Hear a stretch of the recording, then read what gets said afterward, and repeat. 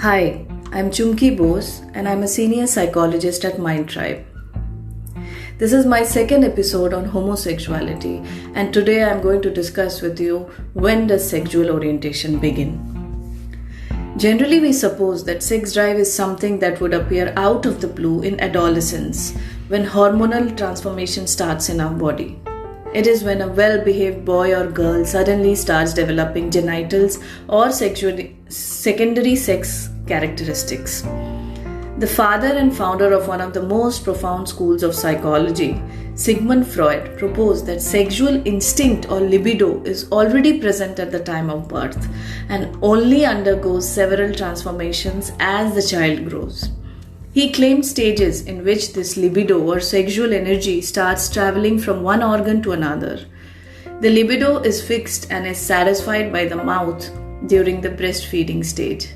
At different ages, the child's sexual stimulation moves from mouth and to other sexual organs throughout the period until approximately 5 years of age. Freud's explanation of homosexuality is focused majorly on males due to his clientele.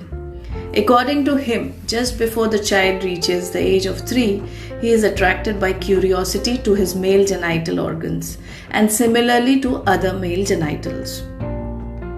He called this phase a homosexual phase in children, whether they turn out to be homosexual or heterosexual later in life. The child, according to him, has repressed all memory of this phase.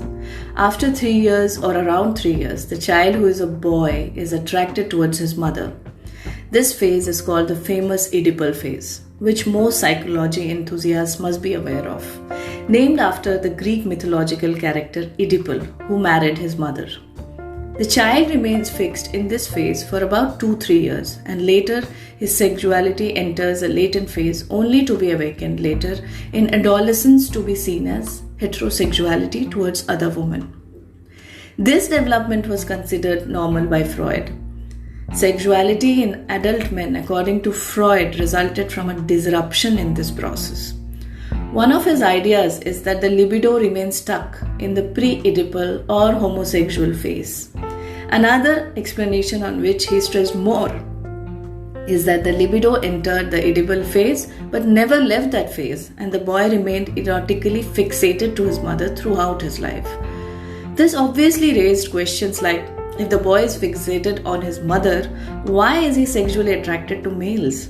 Isn't he more likely to be attracted to females? Freud proposed that in an inability to shake off his sexual feelings towards his mother and also unable to satisfy that desire, the boy identifies with the gender of the mother and seeks sexual partners who represent himself.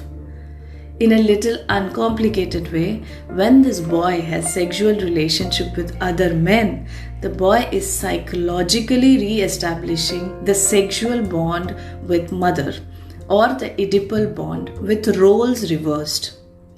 In a later theory on this, Freud said that the boy identifies so much with the mother that he unconsciously exchanges her place in a sexual relationship with his father, which was called the negative Oedipal complex.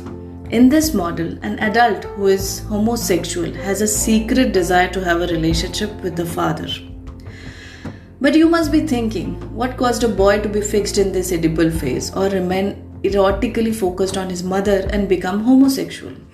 Freud argued that the mother was too close to the child and even seductive at times, and hence the child could not break away from her.